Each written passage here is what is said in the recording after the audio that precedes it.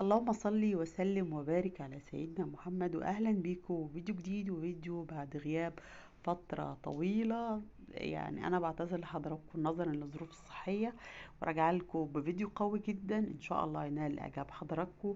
وقبل ما نبدأ فيديو النهاردة اتمنى دعم كتير للفيديو بلايكات من حضراتكم وتعليقاتكم، لان حقيقي كلامكم وتعليقاتكم وحشتني جدا. فيديو النهارده لمكان انا بحبه جدا، محافظة بحبها جدا من مدينة الجمال المنصورة، وتحديدا شارع قناة سويس. معانا النهاردة شقة 170 متر، هتستمتعوا بتفاصيل الشقة قد ايه. الشقة قمر حرفيا. نبدأ فيديو النهاردة، وطبعا زي ما حضراتكم شايفين كده التفاصيل. انا شخصيا بحب الالوان الاوف وايت والابيض، والشقة كلها انا واخدة نفس الالوان مع اللون الجولد، فهتتفرجوا النهاردة ان شاء الله على عظمة. من كده التفاصيل كده المبدئية للفيديو هتقدروا تعرفوا مين الشركة الهندسية. الشركة الهندسية ارت ديزاين. ارت ديزاين من الشركات المصرية الراقية جدا، واللي ثبتت مكانها في السوق المصري. شقة ارت ديزاين بتاخد الشقة من حضرتك على الطوب الأحمر، بتشطب بتأسيس كهرباء، تأسيس سباكة، دهانات، سيراميك، جبسون بورد. كل التفاصيل بتعملها، حتى الابواب، الاساس، الادوات الكهربائيه، كل ده بتستلم الشقه زي ما حضرتك شايف بالطريقه دي. فبتستلم، يا اما حابب تشطب بالعفش زي ما هم فرشين العفش، الديكور والسجاد والنجف والستاير والاكسسوارز والبلاء، كل التفاصيل دي، او بتشطب تشطيب من غير العفش، وكل حاجة بيبقى لها سعر. يعني هم بيشطبوا المتر بحوالي 23,000 بالأساس، سجاد، ستاير، برائع، أدوات كهربائية، أكسسوارز، كل التفاصيل دي. ومن غير الأساس أو من غير الفرش ب12,000 للمتر. طبعا ارت ديزاين بتفتح التعاقد 4 مرات في السنة. بتبدأ في شهر 6 وشهر 1. التعاقد الجاي إن شاء الله هيبقى في شهر 6. ولكن العملاء القدام بتفتح لهم في اي وقت. بصوا بقى، تعالوا نتفرج على العظمة اللي عاملاها ارت ديزاين.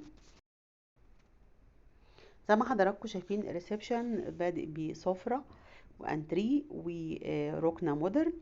هنا بصوا بقى كده، هنا الفاصل اللي هندخل منه على الاوض. بصوا كمان المكتبة بتاع التلفزيون بشكل شيك جدا وراقي. الالوان الاسود مع الاوف وايت مختلف وعاد شكل حلو جدا، رغم ان انا مش بحب الغوامق.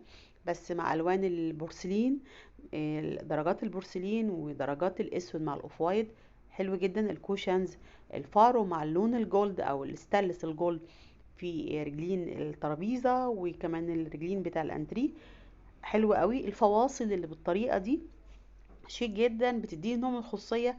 قبل ما ابدا اروح اوض النوم، هنا ده حمام ضيوف. بصوا تفاصيل، خلي بالكم هتلاقوا في الشقه اكتر من حمام، ولكن كل حمام بديزاين وروح مختلفه. ادي اول حمام هنشوفه هنا، ونرجع ندخل بقى على بقيه اوض النوم. بصوا كمان هنا الحوض وشكله ودرجات الرخام اللي موجوده في الحمام. دي الطرقه اللي بتودي للمطبخ واوض النوم. بصوا بقى تقفيل المطبخ، كل الادوات الكهربائيه اللي موجوده تبع تمن التشطيب. بصوا جمال المطبخ وتفاصيله. الالوان الابيض ودرجات الرخام درجات الرخام في المطبخ بتبقى تحفه. حرفيا تفاصيل مدروسه كويس جدا عشان نخرج بالشكل ده. خلي بالنا مساحه المطبخ هنا مش مربعه، هي طويله، فهو مستغل المساحه صح. التقفيل لفوق لنهايه السقف. تدريج الرخام على الغساله، والجزء اللي جنب الغساله المنظم للمنظفات، والترتيب بالطريقه دي. غساله الاطباق، كل جهاز كهربائي موجود في مكانه، رغم ان مساحه المطبخ عندي مش كبيره قوي. شوفوا الفاصل اللي قلت لحضراتكم عليه اللي بين الريسبشن واوض النوم. هنا بقى، هنا لغايه هنبدا ندخل بقى في اوض النوم. لايكات كتير بقى من حضراتكم، واتمنى اشوف تعليقاتكم. يا رب تكون الفتره دي يعني ما نسيتونيش في الفتره دي، واشوف محبتكم زي ما كنت اشوفها، واتمنى تكونوا بالف خير. بصوا بقى، هندخل هنا على الاوضه بتاع الاطفال. هنا عامل مكتب بطولي كده، وهنا الدريسنج او الدولاب 2 على الجنبين، شكله حلو جدا ومستغل المساحة صح قوي.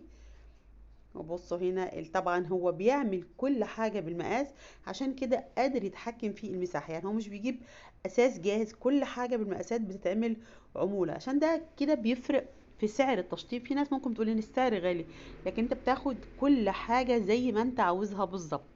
تقسيمة الأوضة بمساحات السراير بالمكتب بالتفاصيل حلوة جدا، ومتحكم في كل التفاصيل. وجود الدريسنج الجزء ده والجزء ده، وبصوا كمان الجبسون بورد في السقف والإضاءة، تنظيم رائع ومختلف. مش بتحس ان شقة شكلها شقة حد تاني، بتحس ان ارت ديزاين ليه تصاميمه المختلف. هندخل بقى هنا على الأوضة التانية.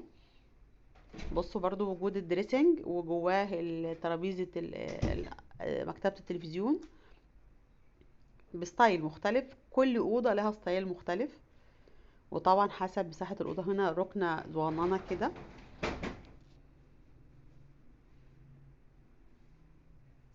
بصوا تفاصيل القمر والسرير. يعني دي أوضة شبابي، أوضة لفرد واحد، حلوة قوي. يعني يبقى في ركنة، في شاشة، في دريسنج مساحته معقولة، وفي السرير. وده الأوضة التانية. التفاصيل الاوض تنفع شبابي وتنفع اطفال، فالديزاين من الاول لو بتعمليه بالطريقه دي بيبقى افضل كتير. هنا بقى بصوا للحمام، هنا تحفه، تفاصيله حلوه جدا. تفاصيل الحمام مختلفه. خلي بالنا احنا شفنا حمام قبل كده، هو رغم ان هو بيعمل اكتر من حمام، ولكن بيهتم ان كل حمام يكون بديزاين مختلف.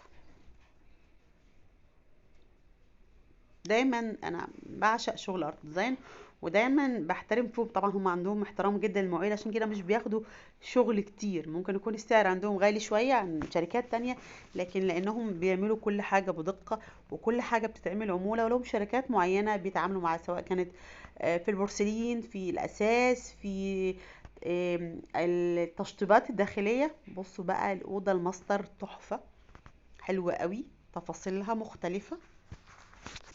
تفاصيل الدريسنج بصوا هنا كده، والجزء اللي تحت الشباك ده. انا شخصيا بحب الستايل قوي، الكورنر اللي تحت الشباك بالطريقه دي. طبعا هو مدخله كمان جوه الدريسنج.